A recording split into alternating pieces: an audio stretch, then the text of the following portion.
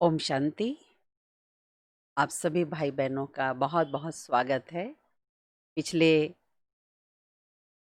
9 सितंबर से लेकर 14 सितंबर तक 6 दिवसीय मनसा सेवा के एक तरह से प्रशिक्षण का कार्यक्रम रखा गया था और जिसका बहुत अच्छा रिस्पॉन्स सभी के द्वारा मिला। कुछ भाई बहनों की कुछ जिज्ञासावश प्रश्न थे, तो आज उन प्रश्नों के बारे में चर्चा करेंगे और उसके समाधान के बारे में। सबसे पहला प्रश्न है, शकास क्या होती है? मनसा सेवा में बाबा शकास दो क्यों कहते हैं? ये शकास आखिर क्या है? मनसा सेवा हमारे मन के संकल्प के द्वारा हर प्रकार के विचारों से की गई सेवा हो गए तो सकारात्मक विचार, लेकिन हर प्रकार के विचारों से की गई सेवा है।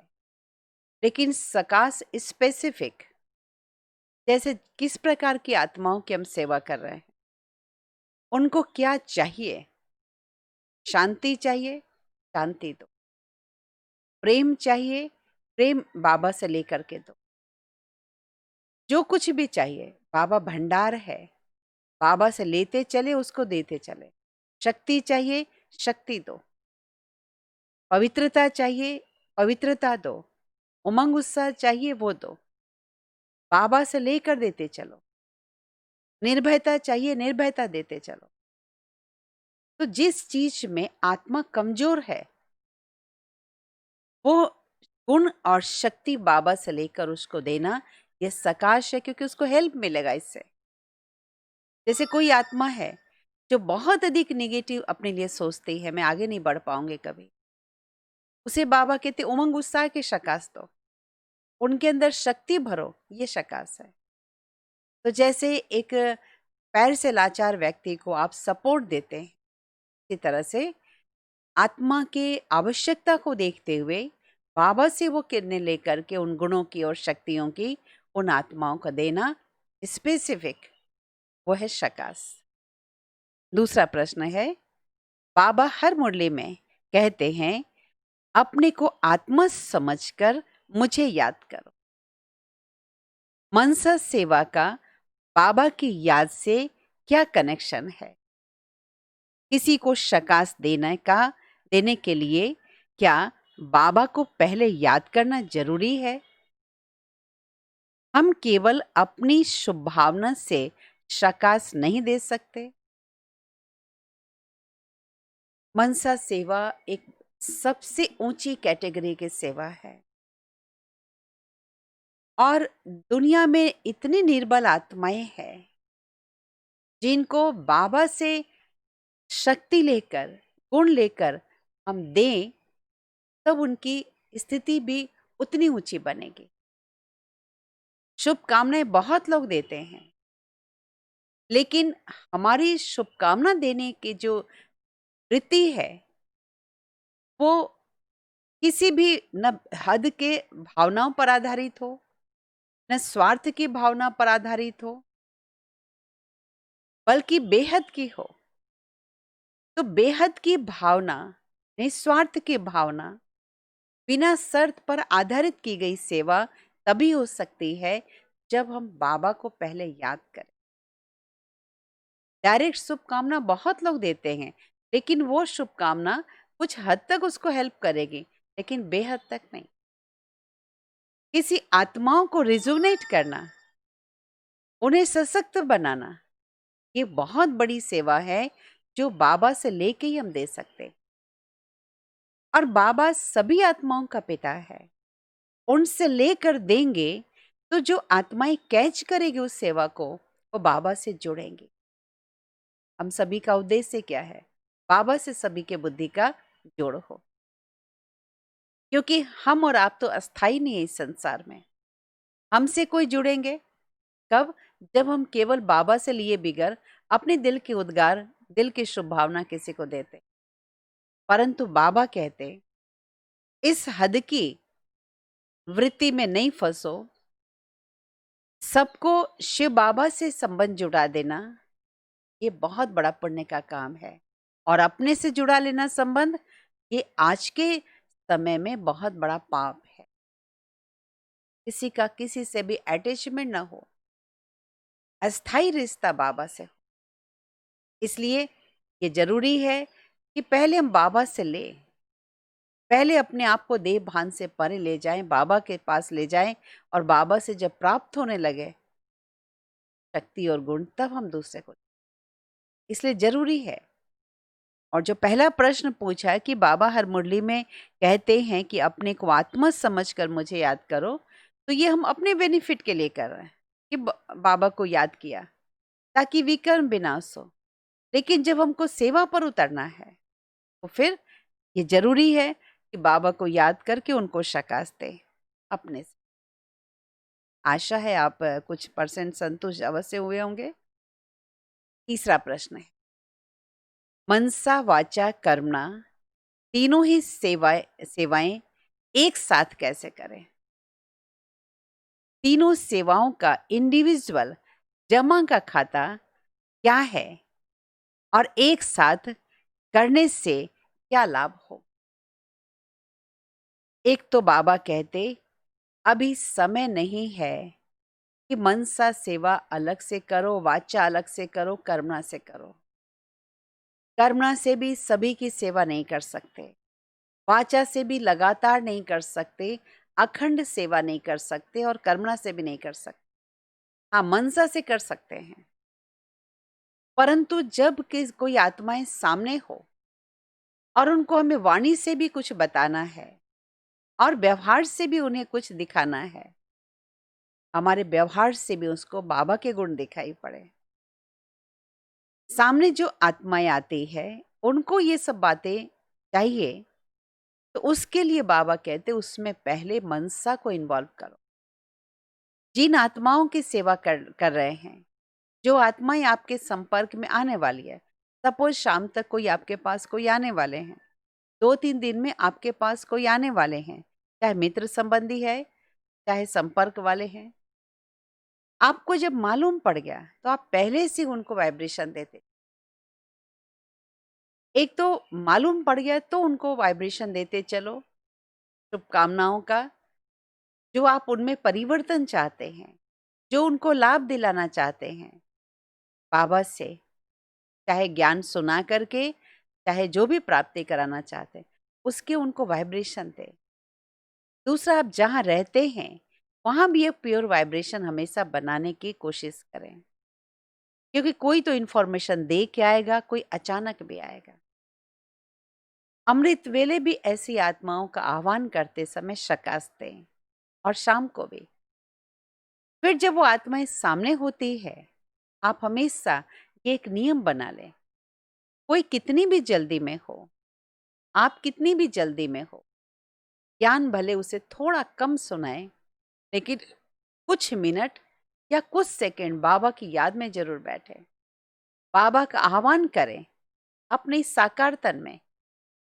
बाबा को बोले कि बाबा ये साकार तन आपका माध्यम है, आइए आपकी सेवा के लिए रेडी है, इसके द्वारा आप अपने बच्चे को जो देना चाहते दे। तो देखिए बाबा एक्स्ट्रा मदद करेंगे, और उस आत्माओं को भी आप आत्मिक दृष्टि से देखते हुए ये बात बोले, उससे क्या होगा? मनसा आपकी पावरफुल होगी। उसको समझाते समय भी बीच बीच में आप आत्मिक भाव बनाए रखिए, कि महसूस करते चलिए जो इस मुख के द्वारा निकल रहा है ऊपर वतन से, बाबा से टचिंग के साथ निकल रहा है। बाबा की शकास मुझे लगातार मिलती जा रही है। ये प्रैक्टिस करें। हाँ, बाबा वहाँ है और बाबा मुझे दे रहा है और मेरे से उस आत्मा को वाइब्रेशन, इसकी प्रैक्टिस करते चलें। इससे क्या होगा? आप शब्द भले ही सिंपल बोलते होंगे, कोई हर्जा नहीं, लेकिन उसको वाइब्रेशन बहुत अच्छे है। बाबा कहते हैं ना, कोर्स तो आजकल आया हुआ व्यक्ति, आज का आया हुआ व्यक्ति भी करा सकता है, लेकिन दादियों के वाइब्रेशन कितने पावरफुल होते हैं। हाँ, कोई दादी की तबीयत ठीक नहीं है, ज़्यादा कुछ नहीं भी बोलेंगे, लेकिन एक टोली भी दे दिया अपने हाथ से, एक दृष्टि भी दे दी, सामने वाली आत्मा अपने आप को कितना धन्य समझती, कारण उनके वाइब्रेशन। इसलिए इस तरह से हम सेवा करें, मनसा वाचा कर्म। मनसा में तो बाबा को इनवाइट कर लिया, वाचा में लग गए, लेकिन उतनी देर जो हमारा व्यवहार बोलचाल, सपोज आप किसी को ज्ञान सुना रहे हैं, किसी का फ़ोन आ गया या इमरजेंसी कोई आपके सामने इन्फॉर्मेशन लेके आया, आप कैसे रिएक्ट करते हैं? सामने वाला देख रहा है, हर चीज़ में। तो ये सब चीज़ें हैं।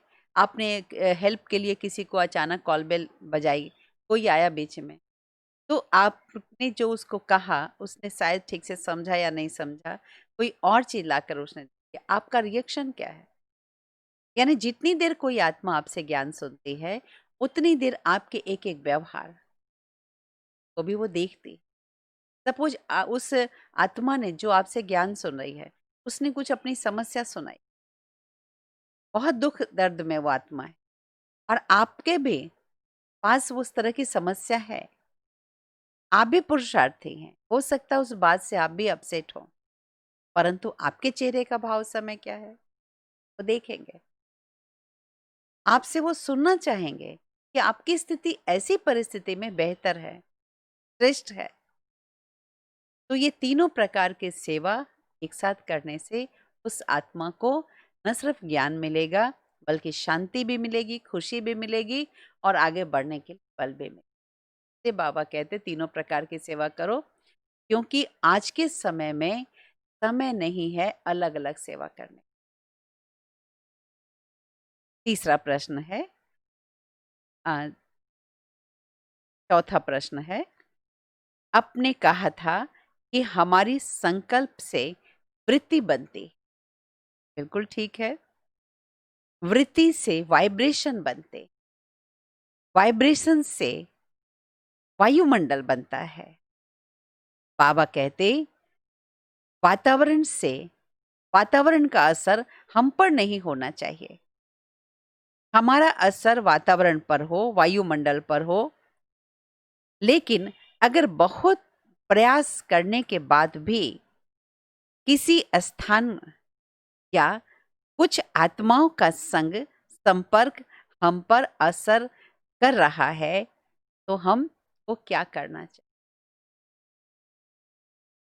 पहली बात तो इससे ये पता चलता है कि हमारी स्थिति एक रस नहीं बनी है, तो हम अपनी स्थिति को और अधिक ऊंची बनाने की कोशिश करें, वाइब्रेशन को पावरफुल बनाने की कोशिश करें।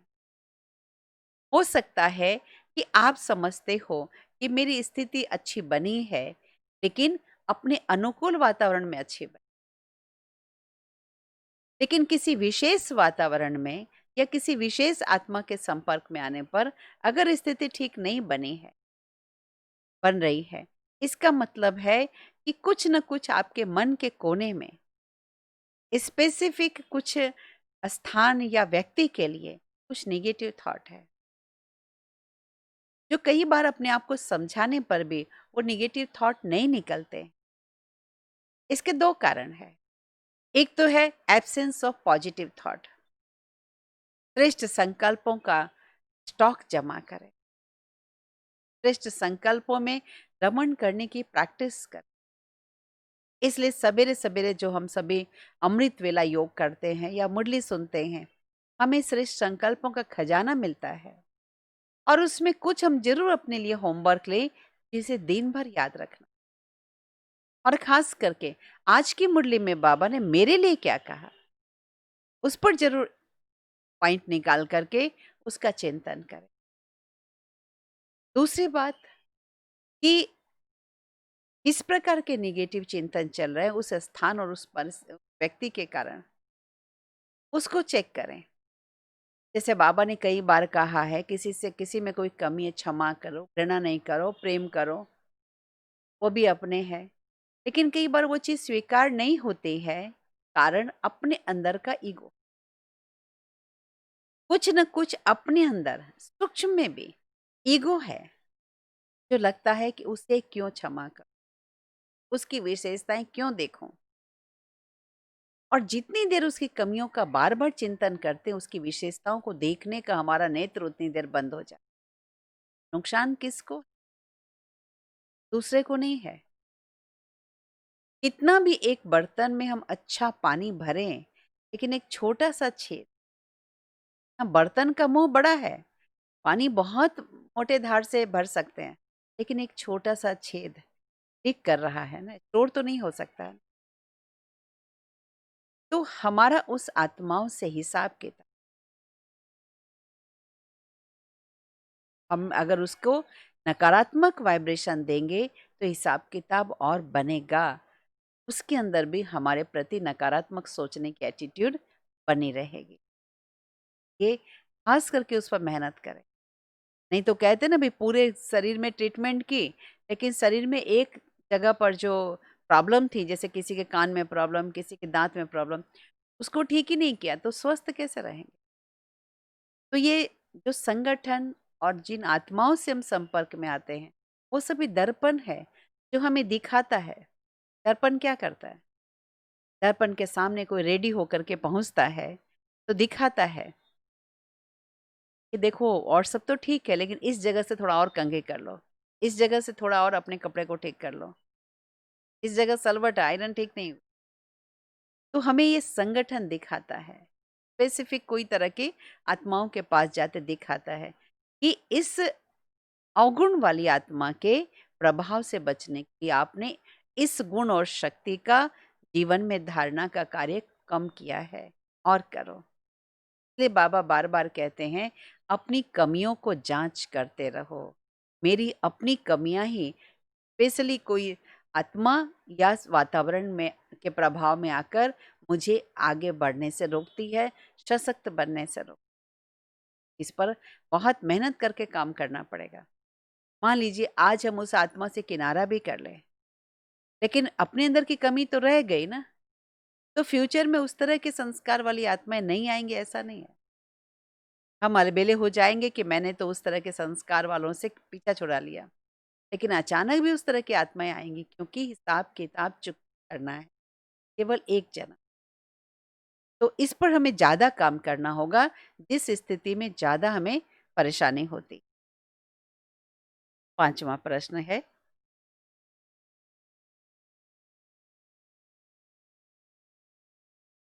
आपने मनसा सेवा में एक फॉरगिवनेस वाला अभ्यास बताया था, लेकिन जब फॉरगिवनेस करने के लिए बैठते हैं, तो लगता है कि मेरी गलती नहीं है, मैं क्यों किसी को क्षमा कर।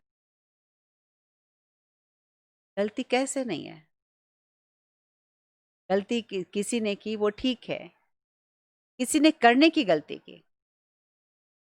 कोई भी गलत जो आचरण हम करते हैं, पहले मनसा में आता है, फिर वाचा और कर्मणा में।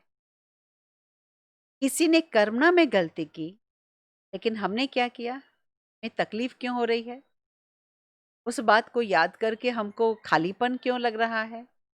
मन अशांत क्यों लग रहा है? उदासी क्यों लग रही है? टेंशन क्यों लग रहा है? क्योंकि हमने भी कोई गलती की। जो ये महावाक्य है बाबा के कि पवित्रता सुख और शांति की जननी,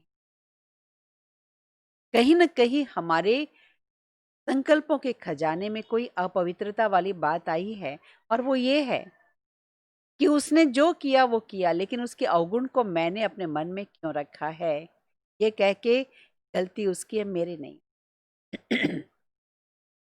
मम्मा के सामने ऐसे केस आते थे। इतने बड़े संगठन की परवरिश मम्मा करती थी, और जब मम्मा के सामने कोई दो बहनों के बीच या बच्चों के बीच कुछ बातें आती थी, तो एक यही पैरवी करते थे कि देखिए, मेरी कोई गलती नहीं है, सामने वाले ने ऐसा किया, हम तो कभी कुछ नहीं बोलते हैं उसको, मुझे इतना वो तकलीफ वाला सब व्यवहार मेरे साथ करते हैं। आप फलाने फलाने से भी पूछ लो, हम कभी उसको कुछ नहीं बोलते, मेरा कहीं दोष नहीं। मम्मा हाँ हाँ करके हर बात सुनती थी कि तुम्हारी भावना अच्छी है, कि तुम्हारी कोई गलती नहीं है, तुम कर्म उसके साथ गलत नहीं करती हो। लेकिन मम्मा फिर कहती थी, मन में रखा क्यों? ड्रामा की ढाल मिली है, ज्ञान की तलवार मिली है, किसी के द्वारा कोई भी प्रकार से प्रहार हो रहा है। जैसे योद्धा क्या करता है, ब्रेन पर भी प्रहार करे तो भी हाथ पर, पेट पर प्रहार करे तो भी, कंधे पर प्रहार करे तो भी, उस प्रहार करने वालों की रणनीति समझ करके हमारे साथ जो अस्त्र है उससे हम वार करके अपने को बचाते हैं। तो उसकी कोई कमी मेरे मन में अटैक कर रही है, हमको मन को सेफ रखना पड़ेगा। ऐसी कोई कमी मन में बैठी है, उसकी निशानी क्या होगी? क्यों, क्या, कैसे, क्वेश्चन मार्क वाले थॉट होंगे। मेरे साथ ऐसा क्यों, ने ऐसा क्यों किया, इतनी बार मेरे साथ ऐसा हुआ, मेरे ही साथ ऐसा क्यों, ये क्वेश्चन मार्क वाले। इसका मतलब मैंने गलत चीज अंदर रखी, से निकालें। इसके लिए कहा गया क्षमा कर। क्षमा एक बहुत बड़ा गुण है। हम क्षमा करके किसी पर एहसान नहीं कर रहे हैं, सबसे बड़ा एहसान खुद पर कर रहे हैं। बाबा क्षमा के सागर हैं। भाव समान बनने का हम सभी का लक्ष्य है। हमें क्षमा करना ही। इससे क्या होगा? हमारे मन की धुलाई हो जाती, मन की सफाई हो जाती। हमारा सवेरे से लेकर रात तक जो भी पुरुषार्थ है, औरों का कल्याण भी करना, लेकिन अपने मन की स्वच्छता भी बनाए रखना। इसलिए मांगने से क्षमा करना मनुष्यता है। बिना मांगने से भी क्षमा न करना आसुरी लक्षण है। कोई क्षमा मांग रहा है लेकिन हम नहीं दे रहे हैं, ये आसुरी संस्कार। किसी भी हालत में हम उसको माफ नहीं कर सकते। मांगने से भी क्षमा करना ये मनुष्यता है। लेकिन हम क्या बन रहे हैं? तो देवता बन रहे हैं और अभी ईश्वरीय संतान बन रहे हैं। बिना मांगे भी क्षमा कर, क्योंकि जितनी देर किसी की गलत बातें मन में बैठेगी और जितनी देर हम उसे रिपीट करेंगे, मेरे मन की शांति, मेरे मन की खुशी, मेरा उमंग उत्साह सब कुछ खत्म होगा, बाबा से योग खत्म होगा। और ये क्या है? सजा है। धर्मराज की सजा केवल अंत में नहीं मिलेगी, अभी भी हम जो कर रहे हैं, अच्छे का अच्छा और गलत का गलत, हमें सजा के रूप में मिलती है। हमारी स्थिति गड़बड़ होना ये हमारे संकल्पों का, हमारे बोल और कर्म का फल है। इसलिए क्षमा सबसे बड़ा धर्म कहलाता है इस जगह। तो क्षमा करें। भले कोई थोड़ी देर के लिए समझ ले कि हम कमजोर हैं जो क्षमा कर देते हैं। हम किसी की समझ से नहीं चले, हम बाबा की समझ से चले और अपनी समझ से, बाबा की समझ के अनुसार श्रीमत से। हमारी समझ उसमें मैच करनी चाहिए बाबा की समझ श्रीमत में। तो सामने वाला जो भले ही आज कमजोर भी हमें समझता, वो अगर ऐसा बोलता भी है कि ये व्यक्ति कमजोर है, तो बोलने दीजिए। वो जानकर ऐसा बोलता है ताकि हमसे गलत कर्म कराना चाहता। हम उसकी बातों को न ध्यान देकर क्षमा करें और उससे अलर्ट भी रहे। एक समय आएगा जो वो आत्मा समझेगी ये इनकी महानता है, जो इन्होंने क्षमा करके मुझे आगे बढ़ने का मौका दिया। तो बहुत जरूरी है मनसा सेवा के लिए, चीज बहुत जरूरी है। आप मनसा सेवा पर निकलेंगे, लेकिन जैसे ही आप मनसा सेवा में अपनी स्थिति अच्छी बनाएंगे और स्पेसिफिक उन आत्माओं के बीच मनसा सेवा करने का मौका मिला, नेगेटिव थिंकिंग चलनी शुरू की, जो शक्ति मिली सब लिख कर जाए। अगला प्रश्न है, छठा प्रश्न, मनसा सेवा करते वक्त ज्यादा ध्यान किस पर रखना है? संकल्प और भावनाओं पर, ये विजुलाइजेशन पर? संकल्प और भावना पर या विजुलाइजेशन पर? ज्यादा समय किस पर रखना है? कभी कभी ब्रेन में थकावट होने के कारण विजुलाइजेशन एकदम क्लियर नहीं होता है।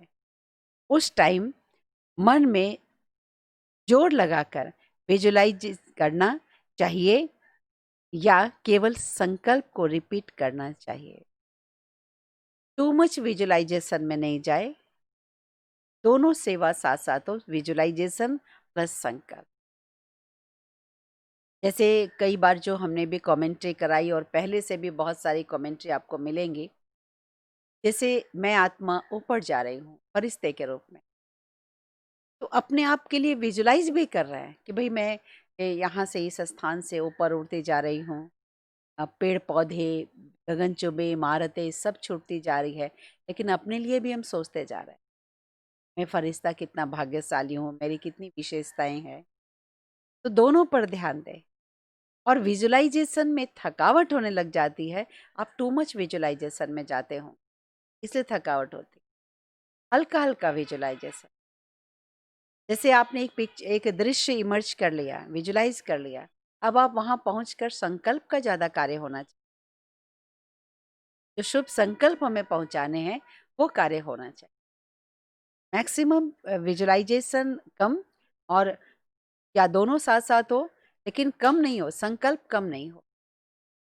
जैसे हम संकल्प कर रहे हैं कि भाई दुखी अशांत आत्माएं चारों तरफ दिखाई पड़ रही है, ठीक है, ओवरऑल हमने देख लिया। अब ये नहीं कि एक एक का हम देख रहे हैं, किसी के पास कपड़े है कि नहीं, किसी के पास खाना है कि नहीं, किसी के पास झोपड़ी है कि नहीं। ओवरऑल हमने देख लिया कि दुखी अशांत आत्माएं अनेक प्रकार से। अब हमें क्या करना है वो हम करते चल। मोटे तौर पर हमें विजुलाइज करना है, बाकी हमारे एक एक संकल्प पर ध्यान देना है कि हर एक की आत्मा का कल्याण के लिए हो, लेकिन बाबा से लेकर दूसरों को देना है। हम एक माध्यम है। जैसे नल, टंकी से पानी ला करके पाइप के द्वारा जगह जगह पर, हर कमरे, हर फ्लोर में, हर बाथरूम में, हर किचन में पानी पहुंचाते हैं। उसी तरह हम एक माध्यम है, जो बाबा भंडार है, उनसे जो चाहिए लेकर बरसाते हैं। जैसे आजकल के समय में पॉजिटिविटी चाहिए, शक्ति चाहिए, शांति चाहिए, निर्भयता चाहिए, प्रेम चाहिए, ईश्वरीय प्रेम बाबा से लेकर देना है। हमें डायरेक्ट प्रेम नहीं देना है। 7वां प्रश्न है, मनसा सेवा में आप धन्यवाद करने भी बताते, तब कभी कभी ऐसा लगता है कि जब हमने सब कुछ अपने अच्छे कर्म से पाया है, फिर धन्यवाद क्यों दें? ये संकल्प अपने आप में परफेक्ट नहीं है कि हमने अच्छे कर्म से सब कुछ पाया है। संसार में बहुत सारे ऐसे लोग हैं जो बहुत मेहनत करते लेकिन उनको सफलता नहीं मिलती। बहुत लोग ऐसे हैं। कुछ लोगों को आपने भी अनुभव किया होगा, नहीं तो और अनुभव करके देख। मेहनत कर कर के थक जाते हैं, जीवन से निराश हो जाते हैं, इसलिए सुसाइड करने वालों की भी संख्या बढ़ती जा रही है। डिप्रेशन वालों की संख्या बढ़ती जा रही है। मनोरोग चिकित्सक से, काउंसलर से आप जाकर पूछिए। बहुत निराश लोग आते हैं कि हम सब कुछ करके थक गए। ये आपके जीवन में जो भी सफलता मिली, उसका सारा श्रेय अपने आप को देना अपने आप में रॉन्ग है। नहीं तो इससे क्या होगा, आपके अंदर अहंकार डेवलप होगा, और अहंकार डेवलप होने से हम संगठन से दूर होते जाते हैं।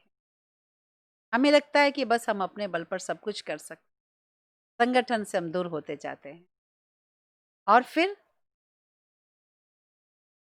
कभी ऐसा भी समय आएगा जो हर एक की शुभकामनाओं से भी वंचित हो जाएंगे। हमें दूसरे के हेल्प की जरूरत पड़ेगी, लेकिन हम हेल्प न मांग पाएंगे और न मिल पाएगा। तो हमारी सफलता का श्रेय ईश्वर को भी जाता है। भले कोई नास्तिक भी हो, लेकिन डायरेक्ट या इनडायरेक्ट गुण तो उन्होंने दिए हैं ना हर आत्मा में। वो सागर है गुणों का, तो उन्होंने गुण भरे हैं ना आत्मा में। हमारे पूर्वजों पर भी जाता है, जिन्होंने वर्तमान में जो हमारे रिलेटिव्स है उनमें वो संस्कार भरे हैं।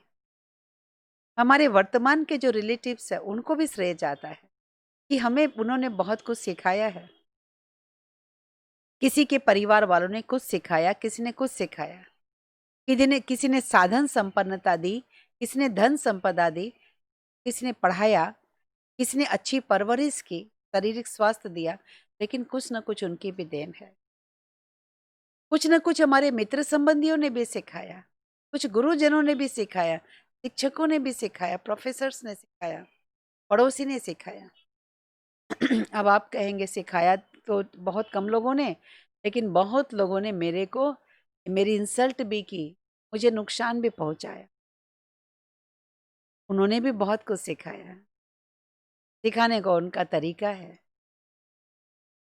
जैसे एक टीचर, डांस टीचर, पहले वो डांस कर कर के भी सिखा देता है, वीडियो बना के भी दिखा देता है, देखो तुमने जो डांस किया अब ये तुम्हारा वीडियो है। लेकिन एग्ज़ाम लेता है तो वीडियो भी हटा देता है, तो डांस करना भी बंद कर देता है, तुम करके दिखाओ। तो ये एक तरह से हमारे जीवन में जो भी परिस्थिति आती है, वो दोनों तरह की आती है, कुछ अनुभवी बनाने के लिए आती है और कुछ मजबूत बनाने के लिए। किसने हमारा अपमान किया, हमें स्टेबल बनाने के लिए आया। अगर सभी सम्मान देते चले, तो हम उस पर डिपेंड करना शुरू कर देंगे। कोई मेरे मनपसंद बोले, कोई मेरे मनपसंद व्यवहार करे, लेकिन सभी लोग मेरे मनपसंद नहीं करेंगे। फिर भी हमें हर हाल में खुश रहना आए, क्योंकि हमें आगे के लिए मजबूत बनाते हैं। जैसे एक छोटा बच्चा, शुरू में उसको दिन भर गोद में लेके रखते हैं, फिर धीरे-धीरे उसको नीचे छोड़ते हैं, लेकिन सावधानी रखते हैं। फिर वो चलना सीखता है तो साथ-साथ चलते हैं, गिर न जाए। फिर धीरे-धीरे उसको पैरों पर खड़ा करते हैं। तो हम सभी के जीवन में भी दोनों तरह की परिस्थितियाँ हैं। हम दोनों तरह की परिस्थिति का बराबर वेलकम करें। इस दिशा में मुझे डॉक्टर एपीजे अब्दुल कलाम जी की बात याद आती है। वो कहते थे कि सक्सेस स्टोरी नहीं पढ़ो, फेल्योर स्टोरी पढ़ो। ये बहुत गहरी बात है कि लोगों की सफलता के लिए खाली नहीं पढ़ोगे, ऐसा करने से सफलता मिलती है। अरे सावधानी वाली बात भी तो पढ़ो कि ये करने से असफलता मिली ताकि हम बचें। नहीं तो 10 दिन सफलता मिली, ओवरजॉयड हो गए, बहुत खुश हो गए और 11वीं बार पैर फिसल जाता, क्योंकि हम सावधान रहना भूल गए थे। इसलिए धन्यवाद का एटीट्यूड बनना चाहिए, इससे बहुत ताकत मिलती।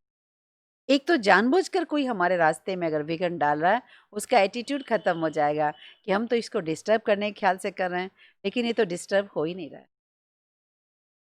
दूसरा, जब हम अपने आस-पास एक छोटी से छोटी वस्तु जिसे हम यूज़ करते हैं, उसे भी धन्यवाद दें। घर के छोटे सदस्य, उसे भी धन्यवाद दें, बड़ों को भी धन्यवाद दें। छोटी-छोटी बातों के लिए भी धन्यवाद दें। इससे क्या होगा? हमारा उनके प्रति टकराव का भाव खत्म हो जाएगा और हर एक से गुण ग्रहण करने, अच्छाई ग्रहण करने का एटीट्यूड बन जाए और सीखते-सीखते गुणवान बन जाएँगे। बाबा ने कहा ना, तुम्हें सर्वगुण संपन्न बनना है। देवताओं के अंदर जो गुण थे उसकी लिमिटेशन नहीं है। तो हमारे तीसरा नेत्र और स्पष्ट खुलता जाएगा हर एक के अंदर विशेषता देखने का। एक पेन भी हम यूज़ करते हैं, एक पेंसिल भी यूज़ करते हैं, तो बहुत अच्छे ढंग से यूज़ किया। यूज़ करने के पहले भी धन्यवाद, बनाने वाले की भी धन्यवाद, जिसने पेंसिल उपलब्ध कराई उसकी भी धन्यवाद और रखने के बाद पेंसिल को भी बोले धन्यवाद, तुमने मुझे बहुत सहयोग दिया। तो अंदर के अहंकार को मारने के लिए ये बहुत अच्छी योग और पावर ऑफ ग्रैटिट्यूड आप दिन भर आप करके देखें। छोटी-छोटी बातों के लिए शरीर को भी धन्यवाद दें, शरीर के इंद्रियों को भी धन्यवाद दें। इन आँखों ने मुझे बहुत सहयोग दिया, बहुत-बहुत थैंक्स। राम सिंघल भाई हैं अमेरिका में, न्यूयॉर्क में, जिनके लिए आपने सुना होगा कि जब वर्ल्ड ट्रेड सेंटर पे हमला हुआ था, तो वर्ल्ड ट्रेड सेंटर में जिस जिस बिल्डिंग पर पहले अटैक हुआ, उस बिल्डिंग की 64वीं मंजिल पर एक ऑफ़िस में वो सर्विस करते थे। एक बार वो यहाँ आए थे, तो उन्होंने अपना अनुभव सुनाया था कि मेरी बैक पेन हुआ, तो बोला मैं किसी को सुनाने लग गया कि देखो आज मेरी कमर में दर्द है। तो मुझे एहसास हुआ कि मेरी कमर की हड्डी बोल रही है मुझे, इतने दिन जो मैंने आपको हेल्प किया तब तो आपने बड़ाई नहीं की सब जगह जा कर के, और आज थोड़ी-सी मुझे तकलीफ हो रही है, इतने दिन तुमको साथ देते-देते, तो तुम सबको सुना रहे हो। तुरंत ध्यान गया, कितनी बड़ी बात है। इस शरीर ने, पैरों ने, हाथों ने, आँखों ने, कान ने, ब्रेन ने, हार्ट ने, सबने इतने दिन सहयोग दिया, हमने कभी धन्यवाद दिया? और थोड़ा-सा होने पर तकलीफ है। ऐसे ही हर चीज़, इसमें हमारी नम्रता का गुण बढ़ेगा और जितने हम नम्र बनेंगे, उतना ही हमारी ग्रहण शक्ति भी बढ़ेगी। हम सेफ रहेंगे, हम फ्लेक्सिबल रहेंगे। किसी परिस्थितियों से हमको कुछ नुकसान नहीं हो सकता। करके देखिए।